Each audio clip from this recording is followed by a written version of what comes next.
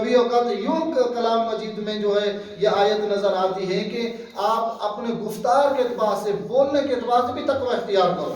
آپ کا بولنا بھی کیا ہو؟ عدالت کی بنا پر ہو. جو عدالت سے بولو یہ بھی تقوی ہے آپ کا. جیسے کہ آیت قرآن ہے، یا ایھا الذین آمنوا اتقوا اللہ وقولوا قولا سدیدا. اے صاحبان ایمان، آپ جو ہیں اپنی گفتار میں، اپنے بولنے چلنے میں، اپنی گفتار میں کیا ہے؟ عدالت سے کام لیں. جب بھی بولیں، اگر کلام بھی کرنی ہو، کلام میں حق بیان کریں.